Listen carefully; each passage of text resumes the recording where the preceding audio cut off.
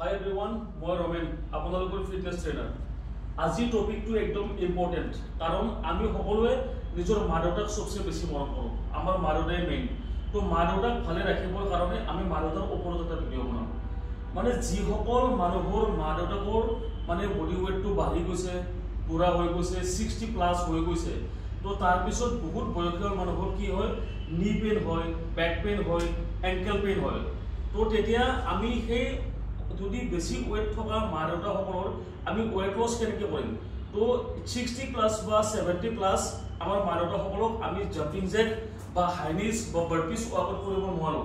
তো তেতিয়া আমাৰ মা-দেউতাহঁতক আমি কেনেকৈ ওয়েট লছ কৰিব পাৰিম ঘৰত থাকি। তো আমি 1 নম্বৰটো আমাৰ মা-দেউতাক সদায় ডায়েটত আমি অকণমান গুৰুত্ব দিব লাগিব, যাতে মা-দেউতাই গাখীৰ দিয়া চাহ বা চেনি বা মিঠাই মৰমতে বেছি নোখোৱাওক। নেক্সট আমি একদম নৰ্মেল এটা এক্সাৰসাইজ মই দেখাই দিম, একদম যিবিলাক মা-দেউতাই মানে খোজ কাঢ়িব নোৱাৰে তেখেতসকলৰ কাৰণে। এটা চিম্পল আপোনালোকক যদি লাগে মই আকৌ দেখাই দিম, মানে এটাই আমি জাষ্ট দেখাই দিছোঁ, একো কৰিব নালাগে, একদম ইজি হয়। জাষ্ট এনেকৈ শুই ল'ব,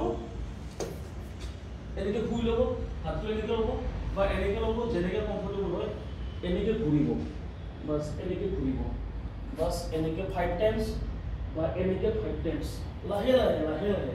এইটো আমাৰ কাৰণে ইজি হয়, কিন্তু আমাৰ মা-দেউতাহঁতৰ কাৰণে এইটো বহুত টাফ এক্সাৰসাইজ হয়। যিবিলাকে মানে গিলিব নোৱাৰে এইটো এটা এক্সাৰসাইজ হয়।